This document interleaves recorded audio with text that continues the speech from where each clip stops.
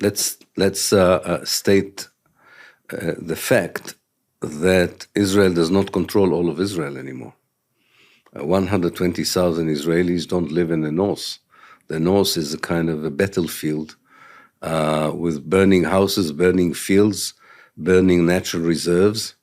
The few people who stay there do not receive any of the basic services that they need. A similar situation is still around the Gaza Strip. So first of all, you have sections of your own organic society that are not functioning normally for more than a year. They're living in hotels. They may share dwellings with their relatives and so on, but they are refugees, something Israelis have never experienced before. So that's one indication for a state that something is not normal. In other parts, I can tell you in the north, in Haifa, in the area where I live, not far from Haifa and so on, it's not easy to get the usual services anymore.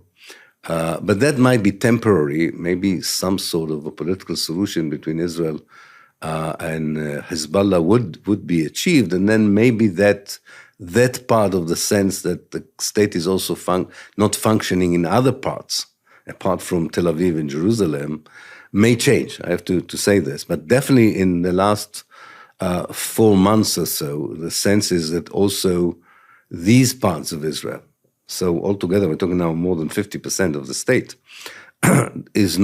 you cannot live a normal life. Economically, socially, culturally, kids don't go to school, basic services are not there.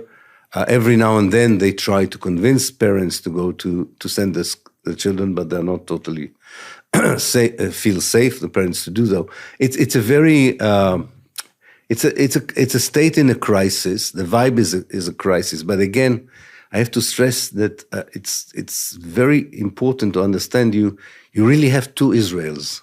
I call it, you have the state of Judea and the state of Israel. You really have two states in one state.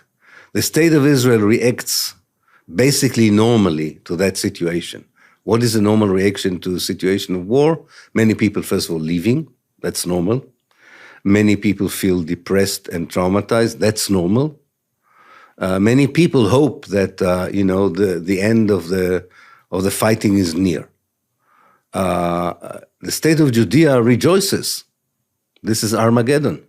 This is what we always thought should happen and would happen. So it's difficult to generalize about the mood when you have two peoples, so to speak, living in the same place. What is really for me sad as an Israeli who was involved in politics for many, many years, especially among the Palestinian citizens of Israel, if the Israeli center and left would not have been racist, they could have formed an alliance with the Palestinian citizens of Israel and become a formidable electoral force. But their racism prevents them from collaborating with the Palestinian citizens who are willing to work with them. But that is not working. That is not on the table. And therefore, there's very little hope for change from within.